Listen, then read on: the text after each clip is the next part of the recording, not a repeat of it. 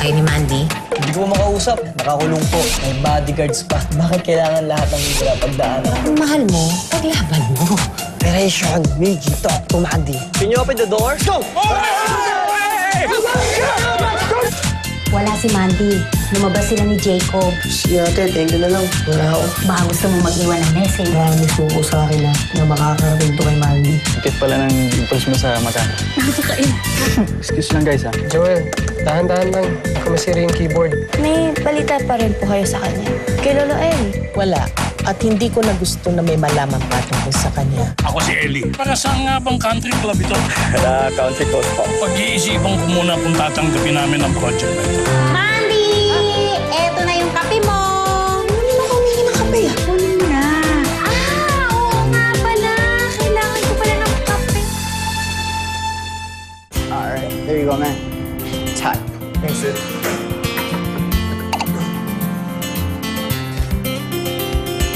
Yes! May nakamatch na ako sa winner! You see? Maganda ba yan? Oh, wait! Bawal makita! Tingin na, Trops. Saka ko na ipapakita sa inyo kapag naghangat na kami. Hangout agad? Chat mo muna, baka hindi ka ang type, ha? Wait! No! Stop! Buti lang, Mamski. Mission accomplished talaga ng Trops. Nakapasok ako sa bahay. Ang galing ng ninja moves mo, ha? Napaglaban mo yung gusto mo. Pero next time, tama na, ha? Baka makulong kayo. Trespassing yung ginagawa nyo. Don't worry, Mamski. Friend ko na yung kasambahay doon, Mamski. Ang kailangan ko na lang update kung nabasa na ni Mandy yung letter. Ang gulo niyo ni Mandy.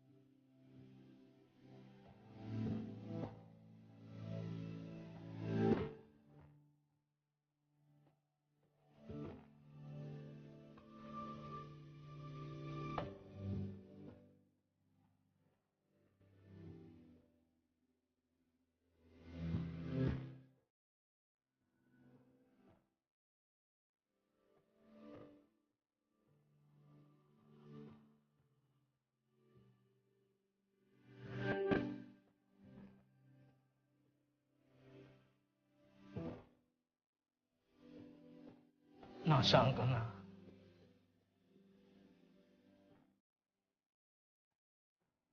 Buhay ka pa ba?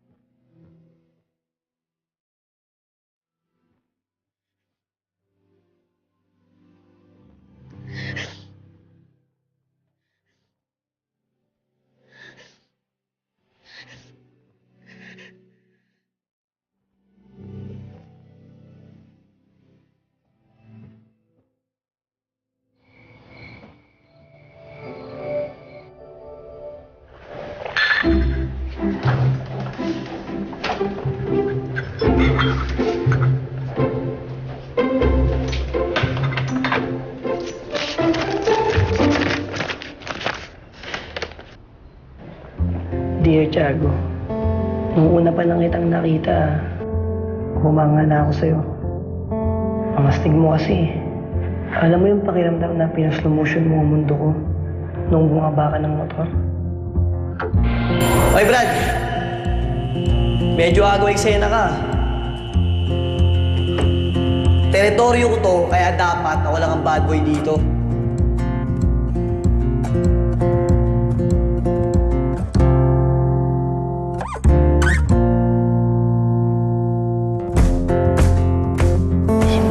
makapaniwala na magiging magkaibigan tayo.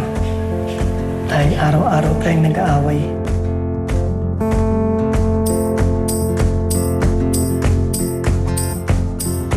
At nung palagi na tayong magkasama, palagi kitang pinapalayo sa akin. Alam mo bakit, Tiago? Dahil hindi ko maamin sa sarili ko na gusto rin kita. Na matagal na akong nagagandahan sa'yo. Natutuwa ako tuwing magkasama tayo. At umahanga sa'yo. Mandy, ito na ako. Ang boss mo. Handang harapin ang kahit ano. Para maipakita sa'yong seryoso ako. At gusto kita. Mandy, ang pangliligaw, hindi tinatanong. Kaya hindi na kita tatanungin. Diretso na. Todo na. Liligawan kita. Maliligaw si boss. Mandy? Kanina ka pa dyan ah. Anong ginagawa mo? Ano kasi, nagugutom ako, naghahanap ako ng pagkain. Kaya lang, para kasing hindi ko makita dito kung nasan yung gusto ko. Wala yata dito eh. Wala. Tara na tayo movie. Ako, sige. Gawa muna ako ng snack. Okay, Ano ka na? sige. Sumunod ka para maabutan mo. Amanda?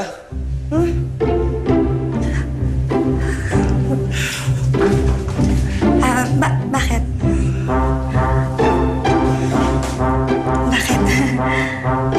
Kape mo. Naiwan mo. Oo nga.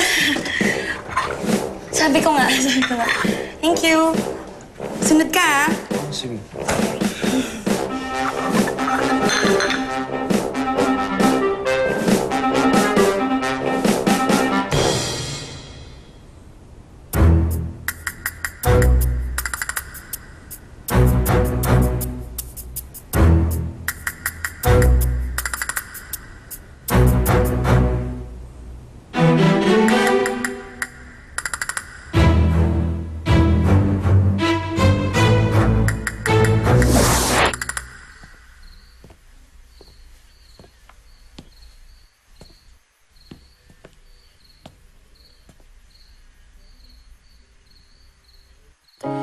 Sitting in my favorite chair, thinking about my least favorite thing about you.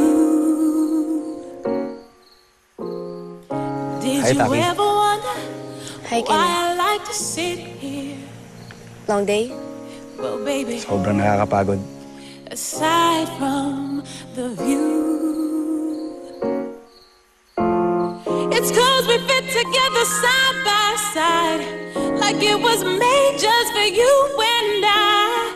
It reminds me of all the things that made us so wrong and so right. Sometimes I think about what it'd be like. The days are hard enough, I can't imagine. Ooh, sometimes I think about what it'd be like without you, without you, without you. Sometimes I think about what it'd be like. The days are hard enough, I can't. Cheers. Pang-asar eh. Matagal na silang friends si Mandy, pero hindi niya niligawan. Nung pinormahan ko, sa kanya niligawan. Bad trip, di ba? Eh, paano yan, pre? Mas close silang dalawa. Head-to-head na laban ngayon. Dagot sa akin yung Miggy na yan. Kahit sama pa niya yung buong tropes niya.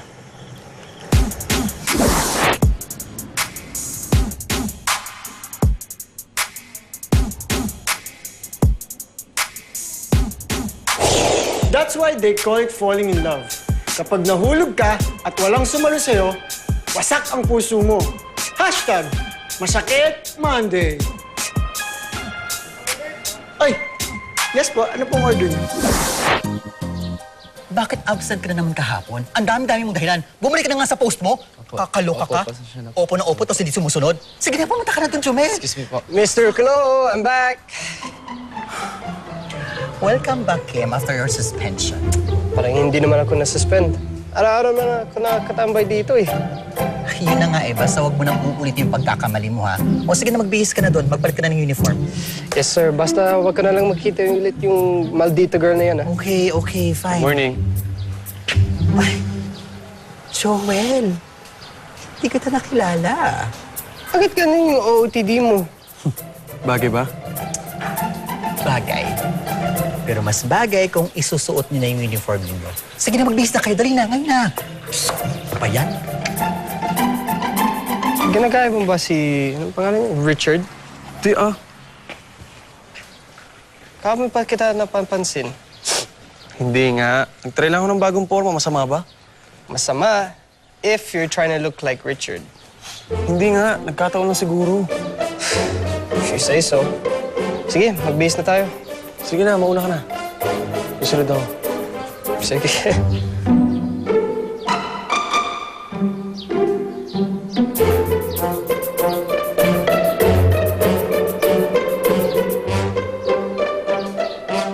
Linisin mo na yung table, ha? Sige po.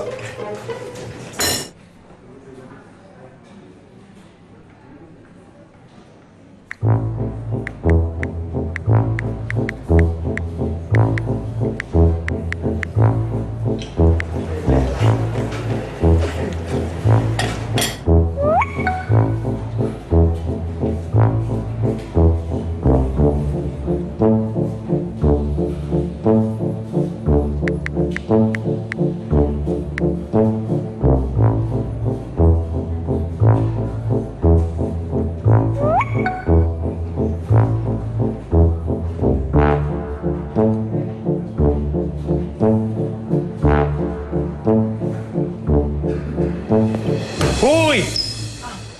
Magtrabaho ka nga. Bakit puro cellphone ka? Sorry po, Coach. Eh kasi naman, Coach, may nakamatch yan sa Winder. Yan, kinikilig. Ang saya niya kasing ka-chat. Ano? In love agad? No? Summer fling lang to. Hoy, ikaw mag-iingat ka, ha? Hindi yung pa nakikita yan. Eh, huwag ka magtitiwala kahit kanino. Coach, don't worry. I can handle this. Saka magkikita naman kami very, very soon. Woo! Talaga?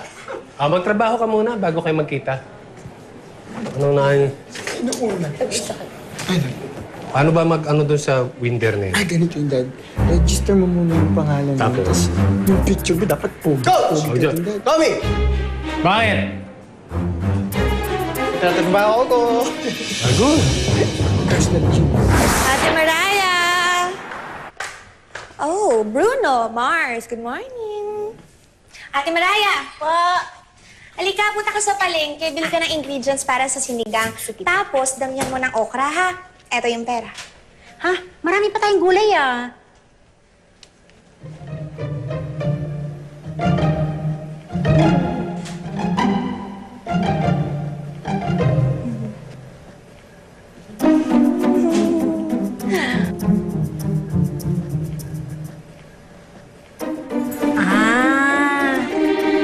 Sinigang. Maasim. Nakakakilig sa asim. Tama. Oh, dali na. Sige na. Siya, punta muna ako ng palengke, ha? Oh, sige na. Ay, thank you, Ate Mariah. Ingat ka.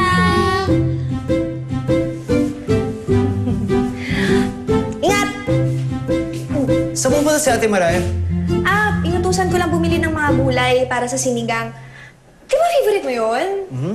Oo, sakto. Sakto. Marami akong mga kain gulay mamayang lunch. Oo nga. O siya, sige. Wait lang ha, may ayusin lang ako. Okay. Bye, bye.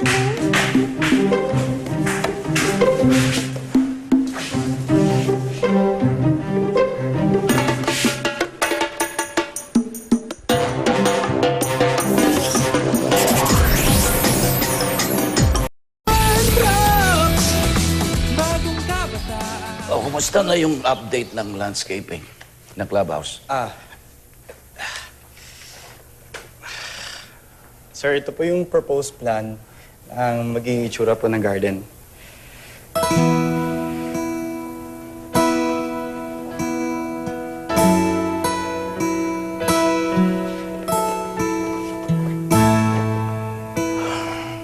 Diyos ko, maganda pagkakaplano.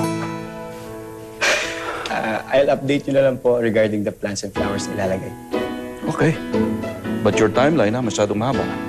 Kailangan tapusin mo to as soon as possible. Okay? Copy, sir. Bye-bye. Kenneth, good job. Thank you, sir.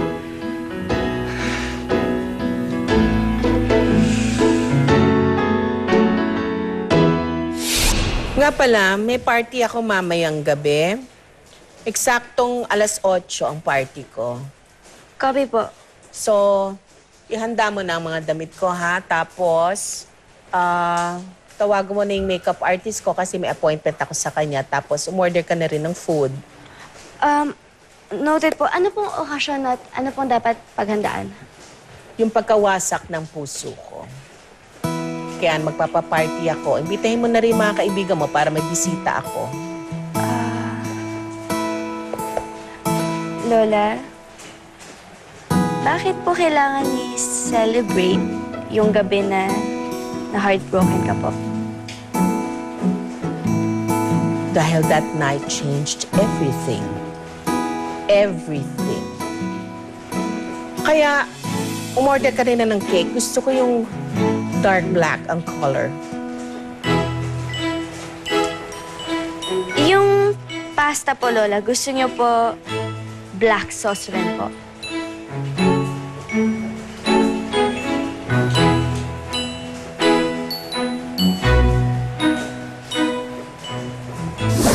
Magkikita daw kami ni Tiago sa pwesto ni Pareng Buboy.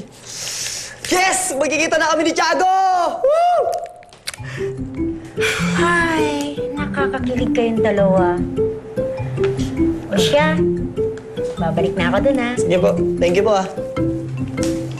Ay! Ate!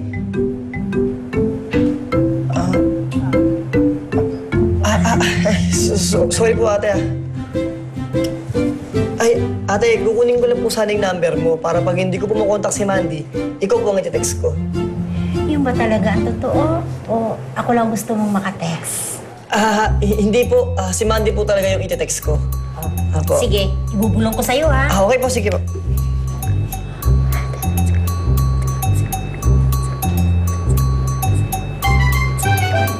Okay po. Sige po, thank you po, thank you po. Salamat po, ah. Salamat po. Bye. Eh, thank you po.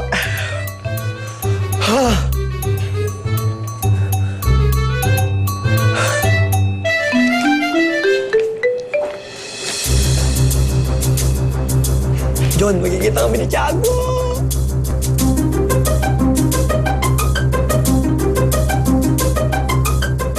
May problema ba tayo? Insecure ako kay Richard eh. Mayaman, mas maporma. Kapag magkasama pa kayo, bagay kayong tignan. Marami pa namang iba dyan, Kenneth. Pinakita ko po to sa daddy ko kanina. Never niya po ako na-appreciate bilang artist. Importante po sa akin ang project na to. Troops, tulungan niyo ako mag-set up ng date kay Mandy. Gaya ba kita? Ako tutulong, bro. Ano Pareng Buboy? Okay ba yung OOTD ko? I'm sorry, madam, but we can't let you out of this house. We're just doing our job.